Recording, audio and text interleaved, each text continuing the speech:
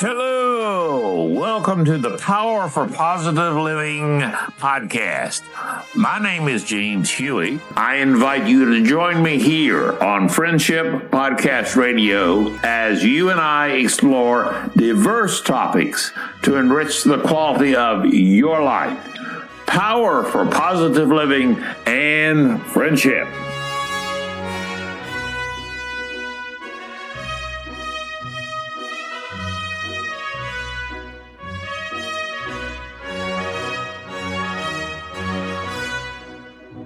There's a song that goes like this: if I am, by some miracle, 98% perfect in everything I do, it'll be the 2% I remember when all is through.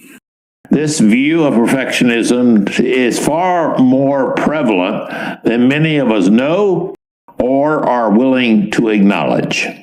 Yes, we are aware that many have traces of perfectionistic behaviors and thoughts, but so often it is perceived as just another trait of living. It is not acknowledged as an active choice, a choice that you and I make when we look at ourselves or when we interact with other people. One of my early memories as a student in elementary school was receiving a paper back from my teacher that was covered with red ink. It was difficult to see any of what I had written due to the corrections that she made. I recall feeling bad that I had done so poorly in my work. The large amount of red ink conveyed to me that I had done nothing right. Not just partially right, partially wrong, but I had done nothing right. The red ink indicated to me that I was very deficient in my knowledge.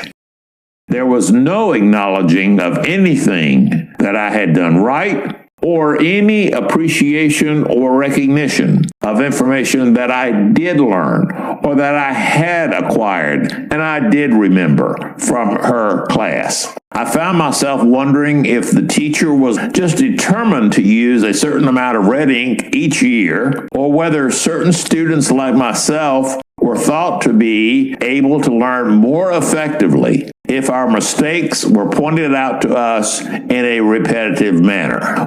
Well, I pretty much gave up the idea that the teacher was not dedicated to using up a lot of red ink just to help the school supply, but that she did believe that if she would point out the deficiencies, the shortcomings, the ways in which I had not learned, and if she would do it in a very repetitive manner, that somehow my learning style, my motivation to learn, my contentment and satisfaction at having learned would somehow be improved. When we interact with people, we make a choice on whether we're going to point out their deficiencies or whether we prefer to focus on their accomplishments and achievements. When you and I talk to ourselves, do we talk about our accomplishments, the successes that we've had in living life, or do we focus on our shortcomings? We do choose. Fortunately, yours truly was able to eventually have teachers who believed that encouragement of positive achievement was the most effective for my learning. Also, I was blessed to have parents who were focused on aiding me to learn with a variety of techniques and encouraging me for my positive achievements. One of the realities is that one size does not fit all. One way of learning, one way of motivating, one way of achieving. We all have different styles, and hopefully we find the ways that fit us and the ways that are most effective in our interactions with other people.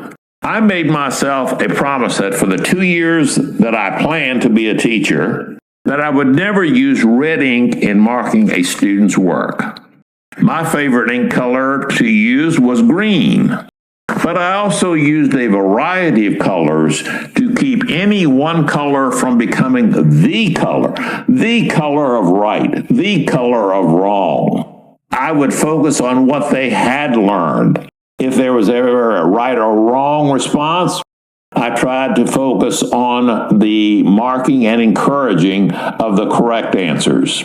I decided to write positive comments about the students' work, and I would use words like try again or needs change, anything to indicate to something that my teachers would have indicated and marked as being wrong.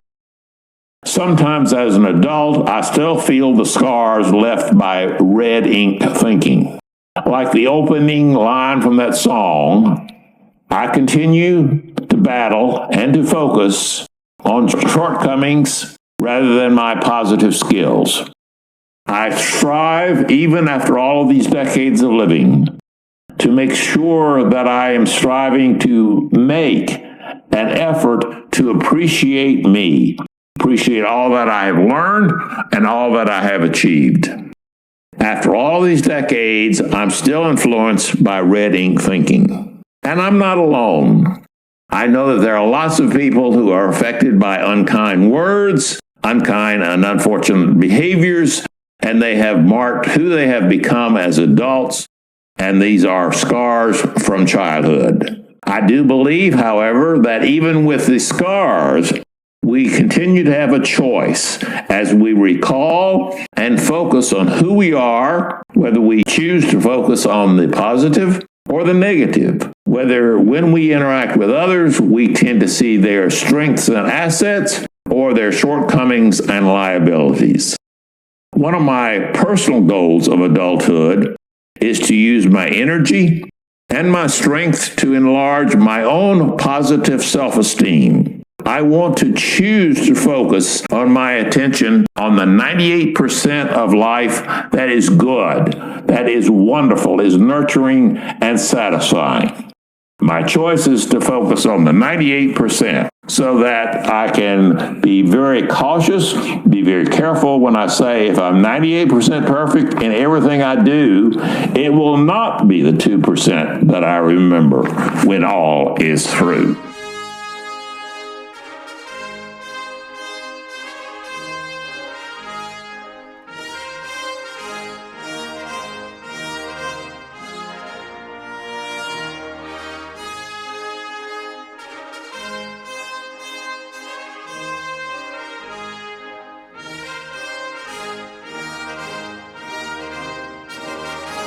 This is your host, James Huey, and I thank you for joining me. I hope this experience, this viewpoint, these attitudes can be of value as you set the priorities for living your life.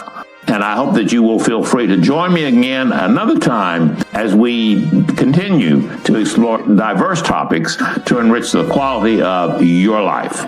So long.